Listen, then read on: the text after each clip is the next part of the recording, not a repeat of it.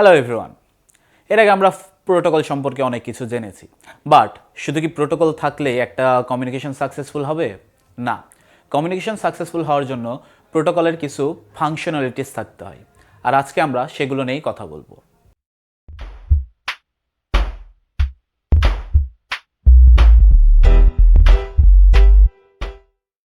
First, data sequencing. Data সিকোয়েন্সিংয়ের কাজ হচ্ছে আমরা যে ডেটাটাকে পাঠাই সেটাকে ডিভাইড করে ছোট ছোট প্যাকেটে রূপান্তর করা। Next, data flow. ডেটা ফ্লোয়ের কাজটা হচ্ছে আমরা যে ডেটাটাকে পাঠাচ্ছি সেটা সঠিক ডিরেকশনে যাচ্ছে কিনা, অর্থাৎ ডেটা ঠিক ডিরেকশনে আছে কি ভুল ডিরেকশনে আছে সেটা যাচাই করা হচ্ছে ডেটা ফ্লোয়ের কাজ। Next, data routing.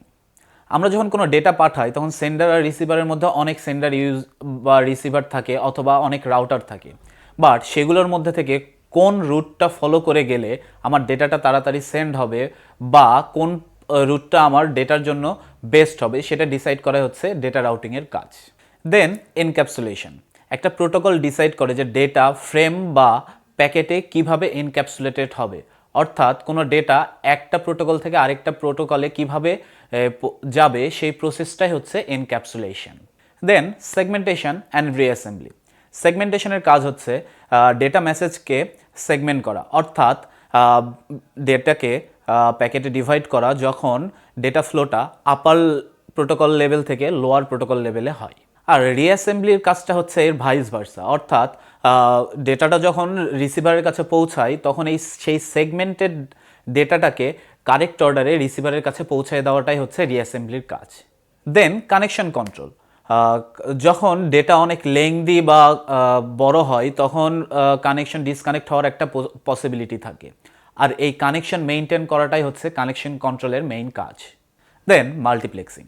মাল্টিপ্লেক্সিং সাধারণত হাই লেভেল প্রোটোকলের মাল্টিপল ট্রান্সমিশন ইউনিট সিগন্যালস বা চ্যানেলকে লো লেভেলের ট্রান্সমিশনের একটা ইউনিটে কম্বাইন করে। মাল্টিপ্লেক্সিং হতে পারে আপওয়ার্ড বা ডাউনওয়ার্ড, যে কোনো একটা। After that, order delivery. Sender যখন কোনো ডেটা পাঠায় তখন সেটা রিসিভারের কাছে সেমভাবে পৌঁছায় দেওয়াটাই হচ্ছে অর্ডার ডেলিভারির কাজ, আর এটা মেইনলি সেন্ডারের একটা ফাংশনালিটি। আর এই অর্ডার ডেলিভারিটা মেইনটেইন করার জন্য প্রোটোকল প্রত্যেকটা প্যাকেটকে একটা ইউনিক সিকোয়েন্স নাম্বার দিয়ে থাকে। Then transmission services.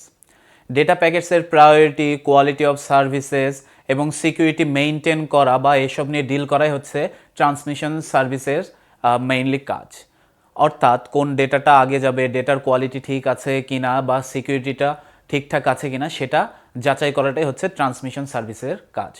দেন addressing level, addressing scope, communication identifiers আর অ্যাড্রেসিং মডেলের সাথে ডিল করাই হচ্ছে অ্যাড্রেসিংয়ের কাজ, অর্থাৎ কমিউনিকেশনের সময় বিভিন্ন এন্টিটিসের অ্যাড্রেসটা হচ্ছে ডিফাইন করাই অ্যাড্রেসিংয়ের মেইন কাজ। দেন ফ্লো কন্ট্রোল। ফ্লো কন্ট্রোলটা আসলে একটা ফাংশন যেটা রিসিভার মেশিন পারফর্ম করে থাকে ডেটা রেটটাকে মেনটেন করার জন্য যখন কোনো ট্রান্সমিশন মেশিন কোনো ডেটাটাকে সেন্ড করে।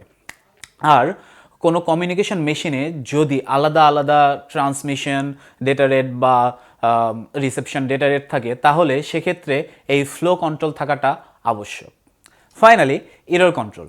ইরর ডিটেক্ট করা বা কন্ট্রোল করাই হচ্ছে ইরর কন্ট্রোলের কাজ।